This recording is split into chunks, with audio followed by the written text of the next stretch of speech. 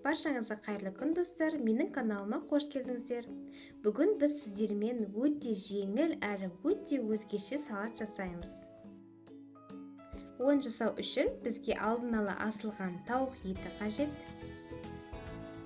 Морковча салаты керек. Оны жасау өте оңай, оның видеосын описание бөлімінде таба аласыз. Асылған жұмыртқа керек, қияр және сыр қажет. Және майонез қажет, мен оны пакетке салып қойдым.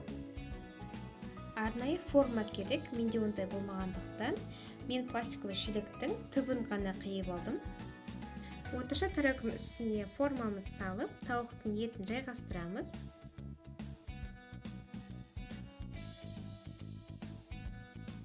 Үстіне майонезді құямыз.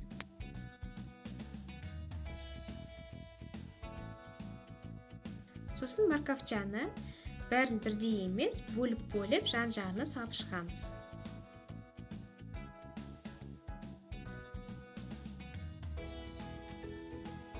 Ал қиярды сыртын ашып, арнайы теркіме өткізіп аламыз. Мінекей осындай болып шығуы қажет.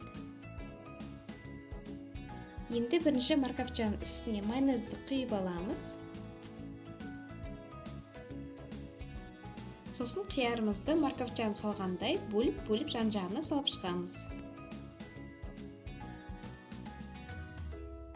Майонезімізді үстіне құйып, енді жұмыртқаның кезегі, оны біз үлкен ірі теркіде өткізіп аламыз.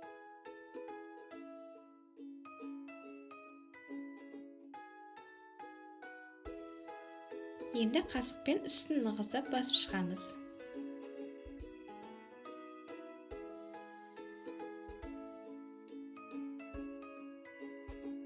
Майонезді жағып, үстіне ірі теркіден сырды өткізіп шығамыз. Жақсылап жайғастырамыз.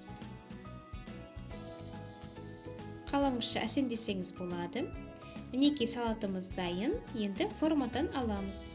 Өте керемет дәмді салат болып шығады. Жасауға кеңес беремін. Менімен бірге болғандарыңызға көп рахмет. Қош сау болыңыздар.